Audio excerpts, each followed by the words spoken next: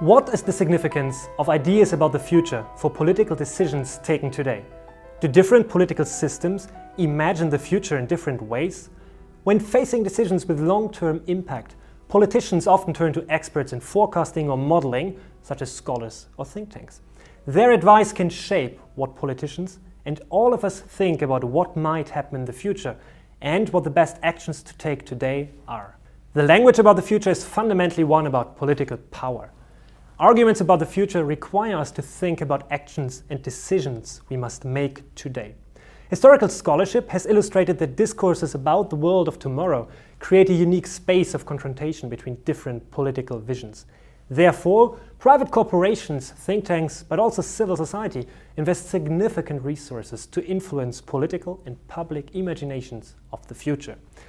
Events over the last decade have unsettled ideas about an end of history, which emerged after the fall of the communist bloc. It is no longer convincing to argue that liberal democracy and market capitalism exclusively define our horizon of expectation. Much to the contrary, eroding trust in political systems, recurring financial and economic chaos, climate change, or new international security risks have challenged narratives of future progress.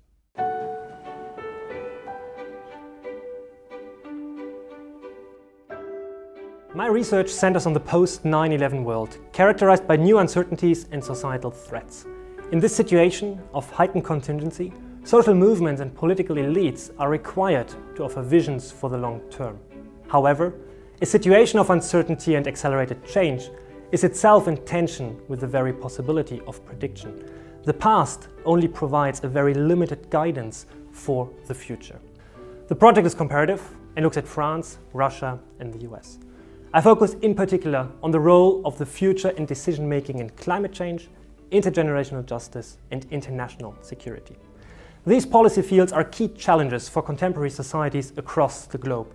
France, Russia, and the US vary in terms of their historical trajectories, their current political systems, and the ways they approach the future. My research objectives are to identify and assess the actors, such as governmental and supranational agencies, NGOs, or private corporations, who shape socially and politically relevant ideas about the future.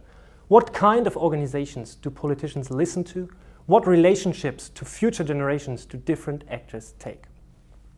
On a theoretical level, I want to analyze and compare the ethical principles that sustain future-directed political decisions. What are the motivations to engage with the future? Lastly, to bring out the extent to which differences in political systems restrict how the future is conceived and what can be said and done about it. What power does the state claim in shaping the future? In Western democracies, with integrated markets and multi-level governance, we observe a continuous reduction of what a state can claim to achieve in shaping a country's trajectory. Whereas in a country such as Russia, the political regime tries to legitimize its power also by offering clear and linear visions for the world of tomorrow.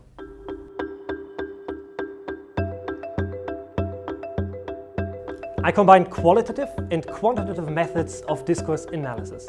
Discourse analysis is an approach to politics which centers on unraveling the rules of language in use. For this project, I examined political speeches, media coverage, and a number of interviews. The combination of these tools allows me to map the content and the participants in controversies over time. Let me illustrate one aspect of this method. Let's say, for instance, we've got a policy document from a US think tank promoting free market solutions and denying climate change. In this statement, the Institute underlines that climate change is exaggerated, that there's scientific disagreement, or that we are uncertain about the causal chain of global warming. This document might also refer to other think tanks, politicians, or firms which share such skeptical positions.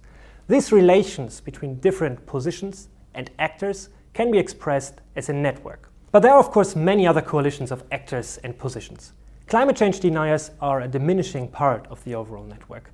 We'll also find, for instance, those who argue that more economic growth is part of the solutions to combating climate change, and others who instead insist on the inherent tension between economic growth and the climate. The underlying data for such a network can be represented as a matrix. Actors on one axis and the different positions on the other. With the textual data, political speeches or media coverage expressed in matrix form, quantitative network analysis can be undertaken. This allows to understand what type of ideas in which actors have been particularly influential in talking about the future at what moment in time. It also allows to understand the coalitions or clusters in the network and the political relevance of these groups.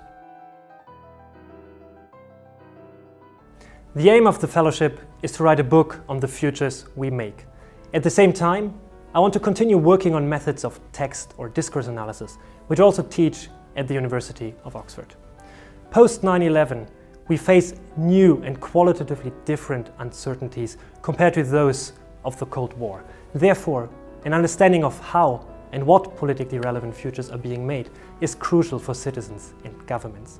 We need to gain a better understanding of possible futures and cultivate an awareness for the long-term consequences of decisions taken now.